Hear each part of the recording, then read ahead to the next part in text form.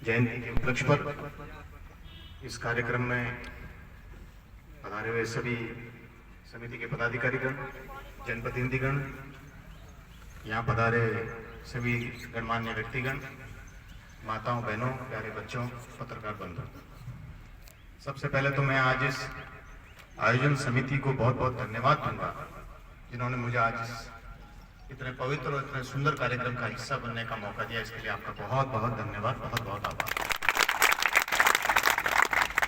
आज जैसा आपको पता है, बाबा साहब की जयंती कई स्थानों पर मनाई जा रही है। मुझे सौभाग्य मिला कई जगह जाने का, आगे भी कई कार्यक्रमों में जाना है, इसलिए मैंने आयोजन समिति से निवेदन किया कि मैं अपनी बात रखकर आगे के कार्यक्रम में जाने की इजाजत चाहूंगा और आप कार्यक्रम को सुचारू रूप से चालू रखें। गणमान्य व्यक्तिगण जो बैठे हैं मंच पर, उनके भी आप भाषण सुने, लेकिन मैंने पहले बोलने की इजाजत दी, इसके लिए भी मैं आपसे क्षमा चाहूंगा। मैं आज से पहले भी कई बार बाबा साहब की जयंती के उपलक्ष्य के कार्यक्रमों में गया। बहुत अच्छे, बहुत सुंदर वक्ताओं ने अपने अपनी बात रखी। कई लोगों ने कई कार्यक्रमों में बाबा साहब की जीवनी पर प्रकाश डाला।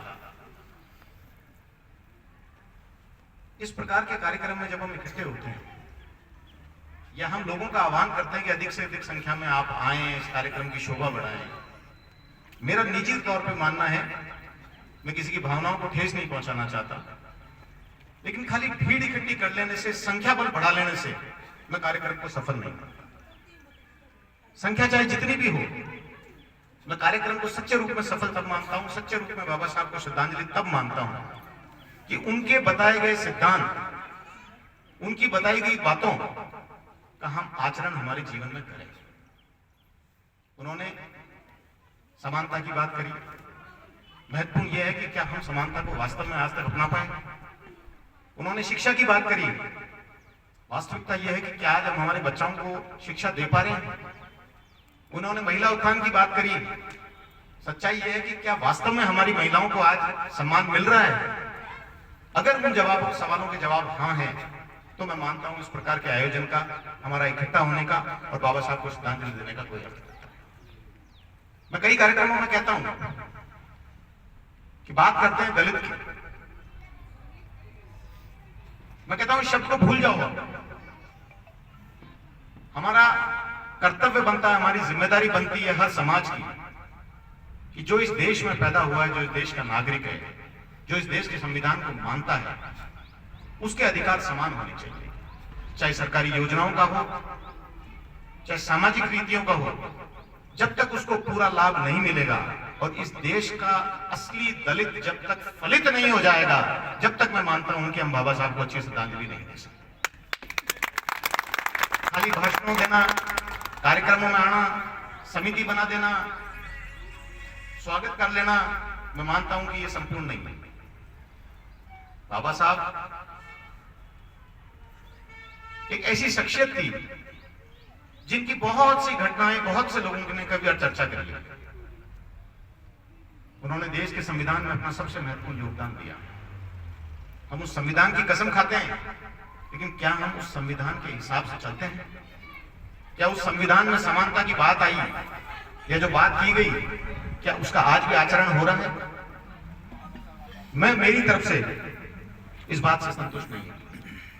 आज के इस कार्यक्रम में आप सब लोग इकट्ठे हुए, आपने मुझे भी बुलाया, इतना सम्मान दिया, उसके लिए आप लोगों का मैं पुनः धन्यवाद देता हूं।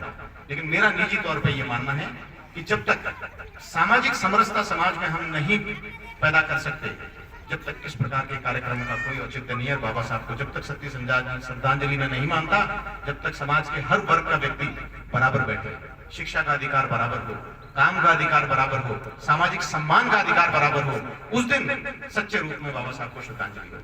ऐसा मेरा व्यक्तिगत रूप से। मैं पहले भी कार्यक्रमों में गया, जिस प्रकार थोई रोड पर परम आदरणीय स्वर्गीय मंगल जी मीणा द्वारा समाज की समिति को एक भूमि आवंटन की गई, उसमें भी कार्यक्रम था। हम सब लोग उस कार्यक्रम में भी इकट्ठे हुए थे, पर कुछ कोरोना की मजबूरियां कुछ और परिस्थितियों के कारण बीच में कार्यक्रम भी कुछ अस्त व्यस्त रहे और एक मांग पिछली बार भी उठी थी कि वहां पर एक अंबेडकर भवन का निर्माण होना चाहिए। जैसा कि अभी भी कुछ समय पहले ये चर्चा मंच पे भी हम कर रहे थे, तो मुझे ये भी कहा गया कि आप घोषणा करके जाओ।